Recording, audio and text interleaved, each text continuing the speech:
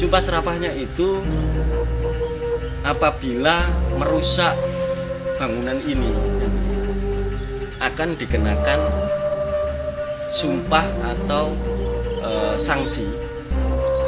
Sanksinya itu akan terjadi tidak dihakimi oleh raja, tapi dihakimi oleh alam semesta.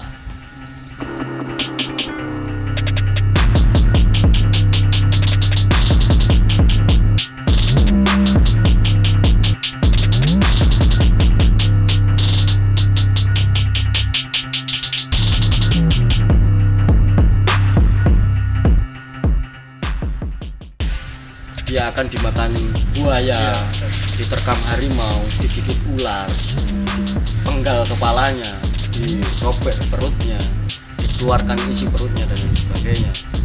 Itu terjadi dia akan terkena sumpah seperti itu, dan nantinya dia akan mendapat celaka yang seperti itu.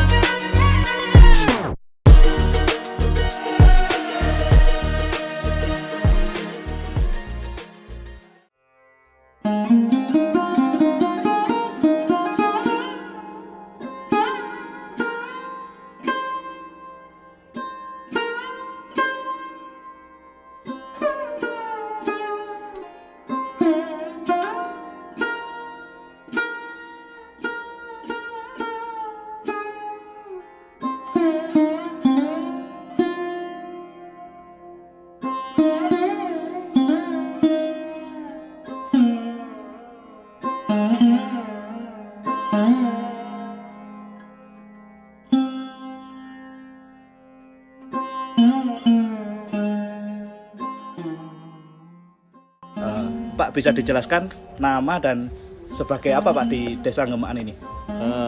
Perkenalkan dulu teman-teman, nama saya Hendra. Kebetulan saya sebagai sekretaris desa di Desa Ngemaan, yang juga dalam proses ekskavasi itu juga mengawal ini dari ekskavasi pertama sampai di yang terakhir kemarin. Ekskavasi Ngemaan itu, situs Ngemaan ya, itu sudah berjalan sampai hari ini sudah 4 kali. Yang pertama itu kita dapat berkesempatan untuk menerima bantuan dari LSM Kaloka Malang. Kita dibantu biaya untuk ekskavasi situs Ngemaan. Kala itu yang terlibat dari BPCB, waktu itu masih BPCB, sekarang BPKW 11 itu. Ada tim arkeolog, ada tim teknis, kemudian desa juga dilibatkan. Teknisnya waktu itu berdasarkan laporan dan juga waktu itu banyak laporan dari warga sekitar ke desa bahwa Desa Ngemaan ada temuan sumur nih Pak, dan ada struktur batu bata yang dibuka candi ya, seperti itu. Berarti untuk awal pertama kali itu berupa apa Pak situs ini Pak? Situs ini dulunya hanya gundukan tanah. Ya, kalau di dusun Kedaung ini atau di Desa Ngemaan itu tepatnya, itu sebutannya itu putuk. Gundukan tanah, terus ada tampak ada penampil, itu struktur batu bata yang tertata katanya candi itu. Makanya laporan itu yang masuk ke kami. Itu sudah terlihat Pak ya waktu itu? Sudah terlihat yang ada di sisi barat. Yang di sisi barat tampak sedikit itu. Nah, ini masih gundukan tanah semua, tinggi.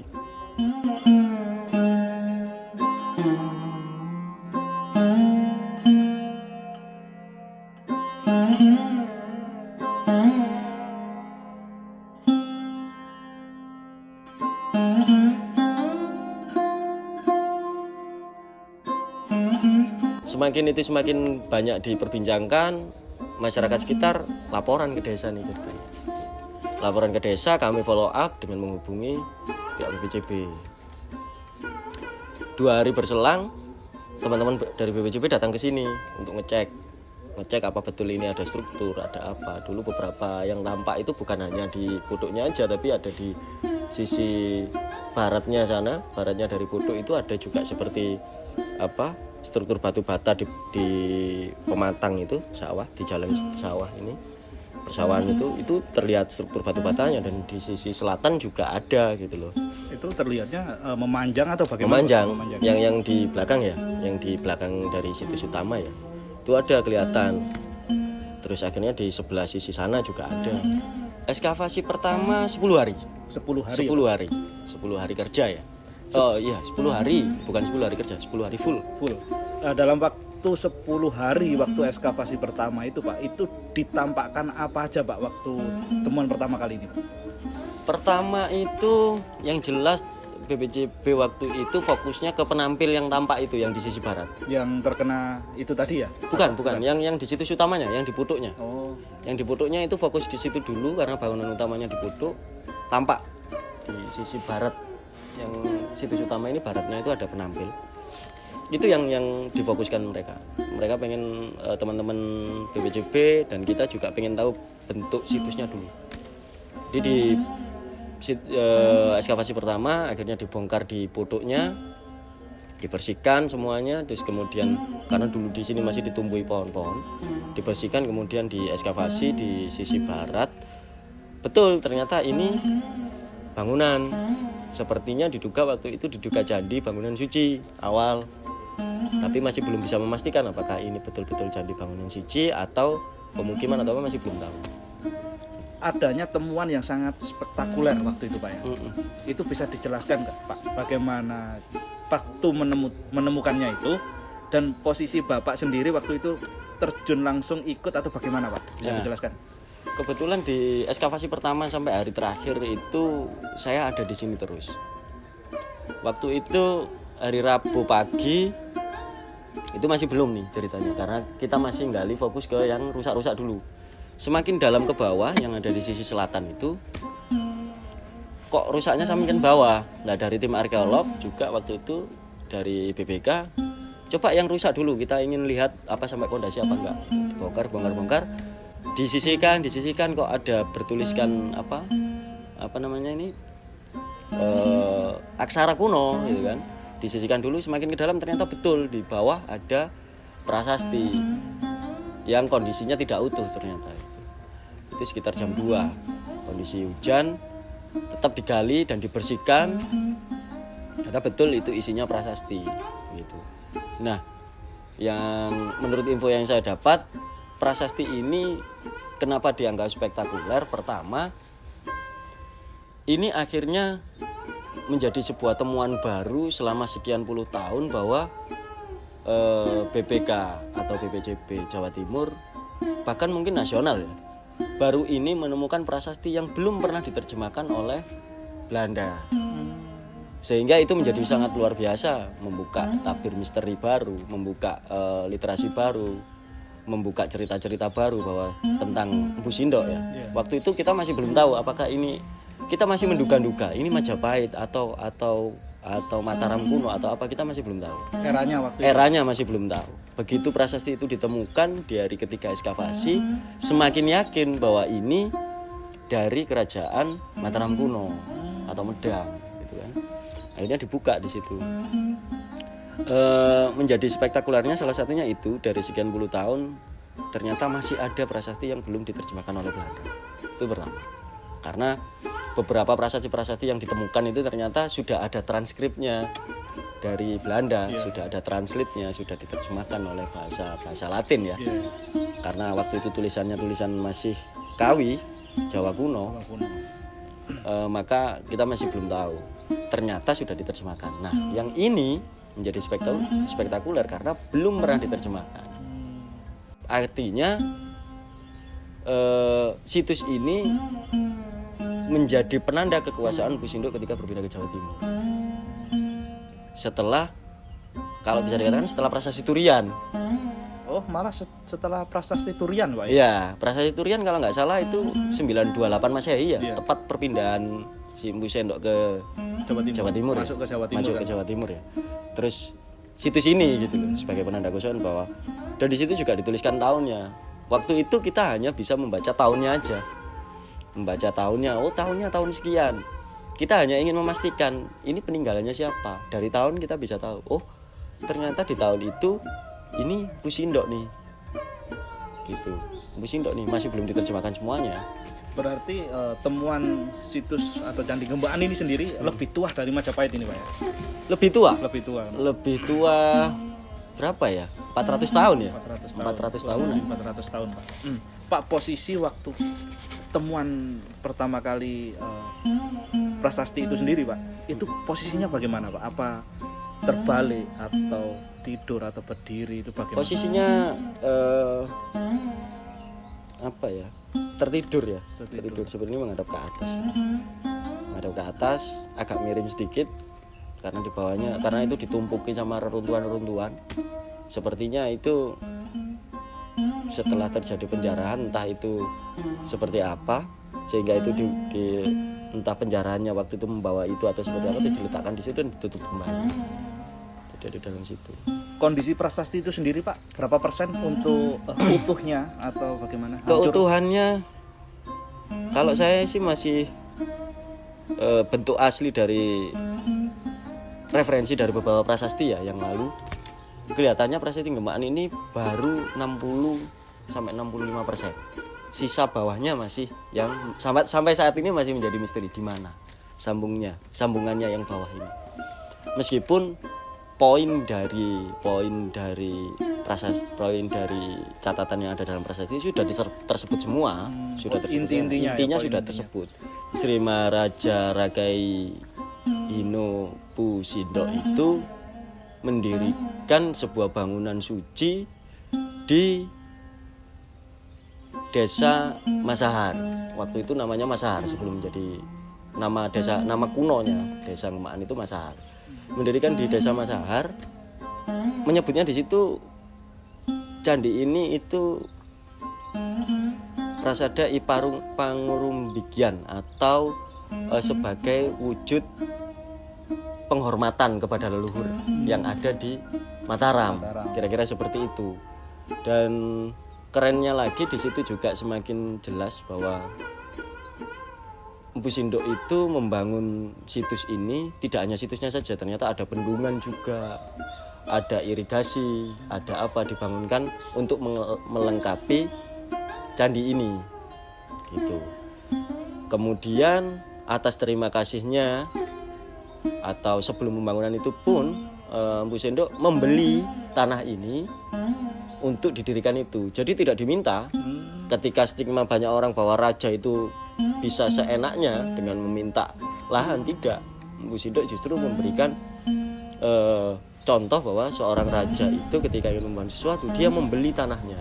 Kalau di prasasti itu sebesar 3 kati emas, dibeli untuk dibangun itu. Itu dituliskan di situ, Pak ya? Ditulis juga di sana. Ditulis semua di sana. Pak, untuk isi dari prasasti itu sendiri kan saya pernah mendengar juga ada yang bilang kalau di situ isinya sumpah-sumpah juga, Pak. Oh iya. Itu bisa dijelaskan bagaimana, Pak?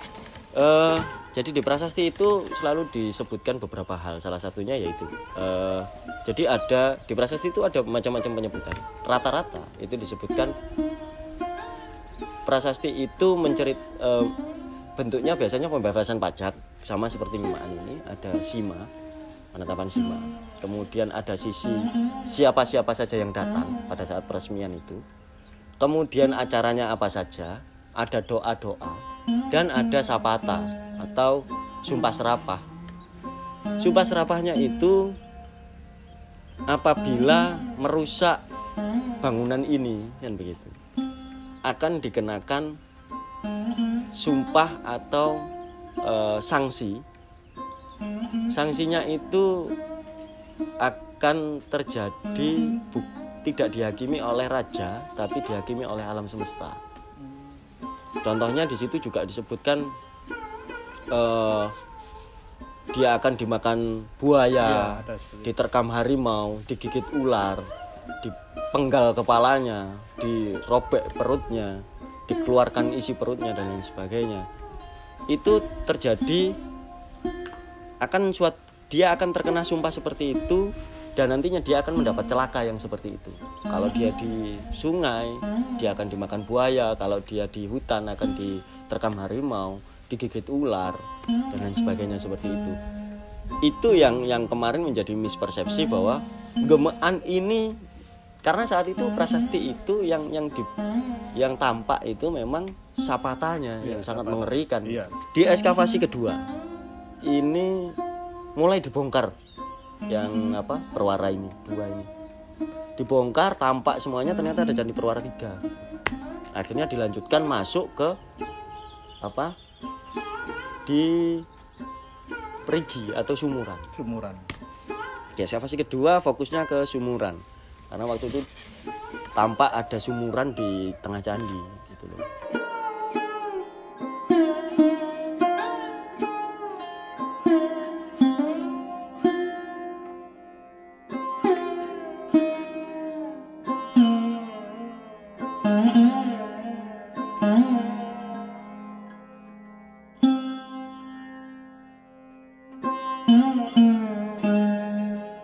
Nah itu yang di ekskavasi kedua ini, temuan selain prasasti ini juga sangat luar biasa.